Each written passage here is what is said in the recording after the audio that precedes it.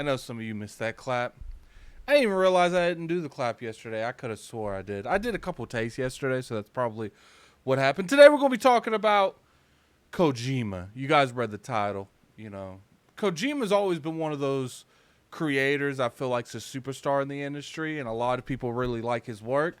I just so happen not to like his work that much. I don't mind his work, but I do think that with the amount of time he's been in the industry, with the amount of time and the amount of games he's made, extremely popular games, I do feel like he has been took to this echelon of top tier talent, and I just don't resonate with his work. Anyway, so we had some stuff going down yesterday. Let's jump over here. Let's jump over here. As you guys can see, it looks like Microsoft was at Hideo Kojima. Man, why can't I talk today? It looks like they were at his studio, which is interesting. Is that a mocap studio or something? I don't know. But anyway, so as you can see, he was in their studio, and they all have Xbox jackets on. It looks like that's got to be like the publishing thing. Yeah. So it's Xbox publishing. We all know what's going on here. Microsoft is making a huge push in the Japanese market and just, that market in general. I feel like there's a lot of people over there that respect Hideo. There's a lot of people that respect Kojima. There's no denying that. And I think that's one of the reasons that they've chose to work with him is because, I might not resonate with his games, but I can understand why people love his games.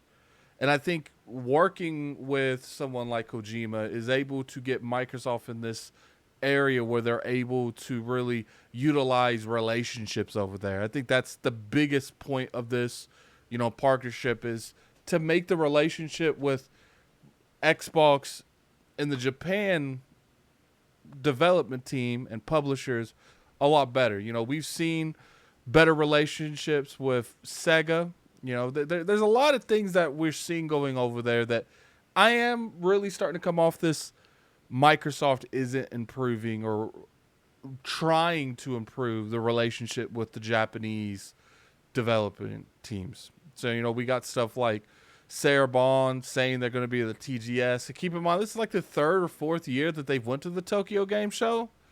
So I'm really seeing this, man. I'm seeing the commitment that they're doing. They have flown over there multiple times. They actually do want this to work out. And, you look at like Kojima. Kojima is a huge name in that market. Huge name. And I actually feel like he should be utilized more. Like, let's say they pick up Kojima Productions. I don't know if they would ever do that, but I think it can definitely be a studio that makes games, but I think Kojima himself needs to be that Pete Hines, that, whoever takes over Activision, the, Matt Booty, where, he's that publishing executive arm that reports back to Microsoft. And what I mean by that, they got Tango Games. That's a studio that they have been working on. I honestly think that like Sega or maybe even Square Enix, as you guys could see, Final Fantasy 14, I made a video about that. That's coming over to Xbox. And I think let's not get too ahead of ourselves thinking about acquisitions.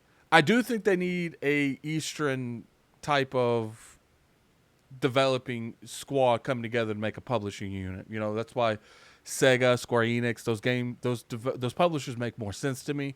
They need their own Bethesda in that part of the world for a variety of reasons. One of the reasons is talent.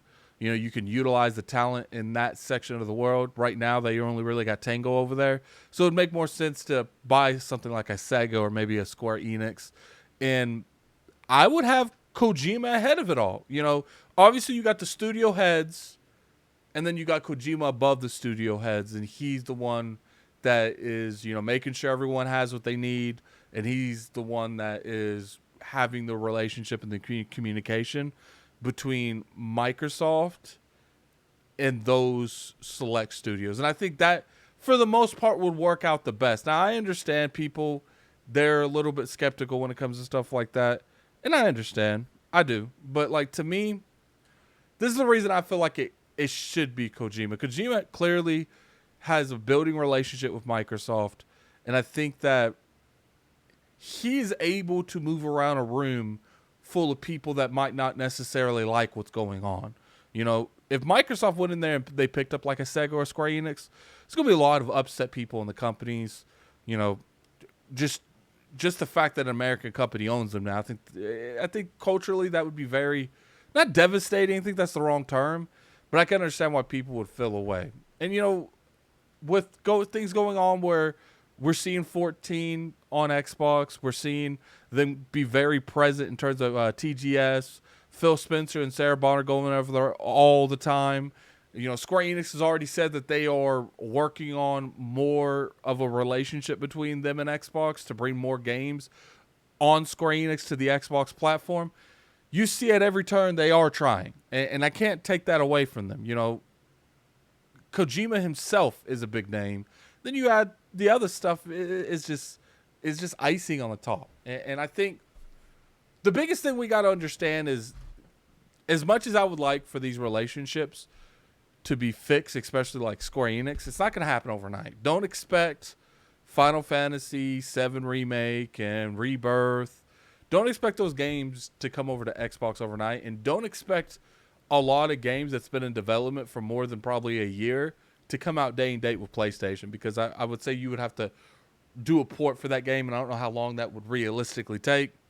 You know, Kojima is a good name to have, and I think you get one of these publishers, and then I think you're good. You know, I know people love Microsoft buying stuff. I do think that they can't be done buying companies until they buy a publisher that's in Japan. Something that connects them to that land, something that shows the investment into their actual ecosystem. That's just my opinion. And to me, Kojima would be a great helm at that publishing arm. You'd be a good Pete Hines. You know, I personally think that, put in the comment section below what you guys think. Do you think that's even something that's remotely on the table? You know, obviously in order for this to happen, they would have to pretty much buy his studio. Now, I don't know if, you know, he's always wanted to make games. Maybe he can leave the studio and focus on, he's always wanted to make movies. So maybe he could do that, leave the studio, have them make their own games. Maybe not even necessarily be bought by Microsoft, but he can consult on that. You know, at least a very bare minimum consult. But it doesn't seem like he's done making games anytime soon. So it's going to be interesting, man. I really, as much as I don't care that Microsoft's working with Kojima, I'm willing to give him the benefit of the doubt. I didn't really like Death Stranding, and I'm not going to sit here and act like I probably won't like any game he delivers to us in the near future. But I'm willing to test it out, and I think at the end of the day that's the most important thing, is just being open-minded about this stuff. You know, I've made plenty of videos on this channel attacking Microsoft for their lack of commitment when it comes to the Japan market. I love JRPGs, but I have to officially kind of like debt that. I think I'm gonna officially debt that because I see it, man. You know, the unthinkable, the impossible to me happened the other day. Final Fantasy 14 coming to Xbox, and I kind of do think that we'll slowly start to see the other ones that's only on PlayStation come to Xbox eventually. I do think there's a possibility of an acquisition in the future. I think you see stuff like them going to TGS, working with Kojima. They're doing amazing there. And I think Kojima himself is a huge asset to Microsoft that they choose to utilize and actually make it worth his while. But anyway, put in the comment section below what you guys think. You know, I'm very curious to your guys' opinion. Tell me what you guys think about Kojima. Did you guys like Death Stranding? I'm kind of like debating on that. You know, I thought it was okay. Wasn't anything fantastic, and people were trying to make it seem like it was the best game in the world. But anyway, put in the comment section below what you guys think. And until next time, this is Gaming Addict. I'm out of here. Peace.